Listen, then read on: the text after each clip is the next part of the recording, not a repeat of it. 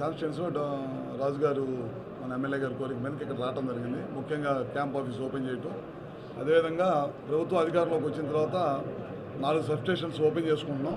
అది కాకుండా ఇక్కడ కరెంట్ సమస్యలు ఎక్కువ ఉన్నాయంటే 3 సబ్స్టేషన్లు ఇవ్వడం జరిగిందనమాట. అవి కూడా వాళ్ళు శంకుస్థాపన చేస్తూ ఉన్నాం.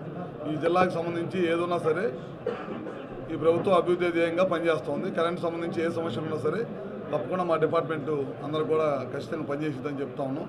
ముఖ్యంగా రాజుగారి మధ్యకాలంలో ఎమ్మెల్యే గారు ముఖ్యమంత్రిని కలిసి ఈ ప్రాంతంలో కూడా సోలార్ విండ్ కనుక ఇక్కడ కనుక వస్తే అభివృద్ధి చెందుతుంది, ఈ ప్రాంతంలో ఉద్యోగాలు వస్తాయని చెప్పడం జరిగిందనమాట.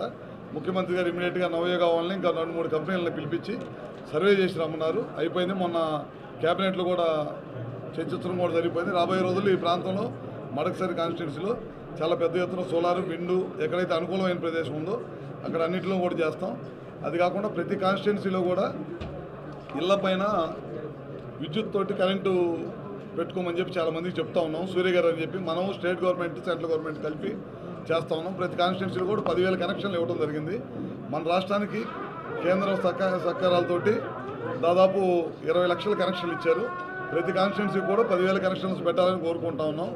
అదే కాకుండా రైతులకు కూడా 9 గంటలు నాణ్యమైన విద్యుత్ ఇవ్వడం కోసం కేంద్ర ప్రభుత్వం సహాయ సహకారాలతోటి పీఎం మోడీ గారు అదేవిధంగా చంద్రబాబు నాయుడు గారు మన రాష్ట్రం కలిసి పనిచేస్తూ ఉన్నారు. సో ఎక్కడైతే సబ్స్టేషన్స్ ఉన్నాయో అక్కడే మనం సోలార్ ప్లాంట్లు పెట్టి రైతులకు ఇబ్బంది లేకుండా ఉండటం కోసం పగలపూట 9 అవర్స్ కరెంట్ ఇవ్వాలని నిర్ణయించాం. టెండర్లు కూడా పిలిచాం.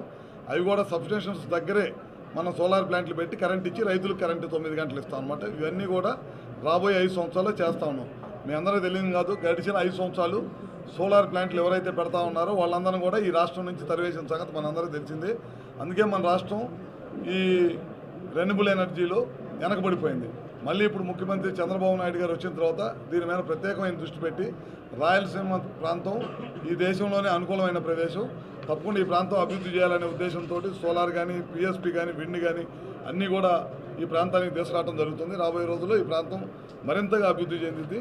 అదేవిధంగా సోదరుడు రాజు గారు ఏదైతే ఆయన కాన్స్టిట్యున్సీకి కావాలన్నారో చాలా వరకు చేస్తూ ఉన్నాం. రేపు రాబోయే రోజుల్లో కూడా ఈ కాన్స్టిట్యున్సీకి కానీ జిల్లాకు సంబంధించిన ఏదన్నా సరే మా డిపార్ట్మెంట్ నుంచి తప్పకుండా చేస్తామని చెప్పి కూడా తెలియజేసుకుంటూ సెలవు తీసుకుంటాం.